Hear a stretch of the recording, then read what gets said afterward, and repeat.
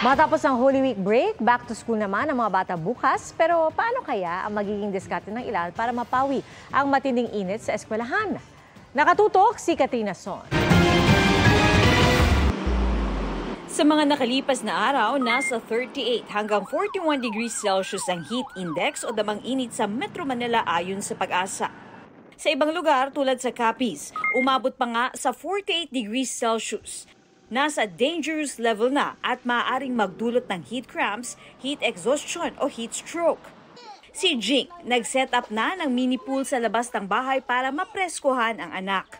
Pero paano naman sa back to school ng anak bukas? Ang diskarte ni Mami Jing, pabaunan sa bag ng mga pangontra-init. Yung baon, yung sando, yung bimpo, yung alcohol, yung extra face mask, yung mga notebook, crayons, kompleto na po.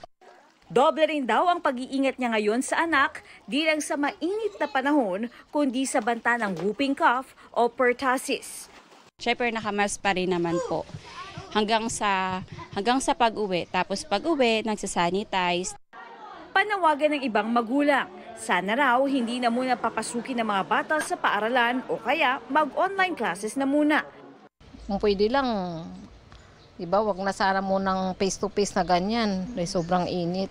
Ang mahal ng mga bilihin, tapos dagdag pa yung gastusin yung may sakit. Sana raw ay may gawing hakbang ang DepEd ukol dito. Sinusubukan pa ng GMA Integrated News na kunin ang pahayag ng DepEd. Pero nauna na nilang sinabi na may kapangyarihan ng mga schoolhead pagdating sa pagsuspinde ng klase. Sa mga araw na matindi ang init at sa paggawa ng mga hakbang para makahabol sa aralin ang mga estudyante. Para sa GMA Integrated News, Katrina Son, nakatutok 24 oras. Mga kapuso, patuloy na tumutok sa mga balita. Mag-subscribe sa GMA Integrated News sa YouTube. Sa mga kapuso abroad, samahan niyo kami sa GMA Pinoy TV at www.gmanews.tv.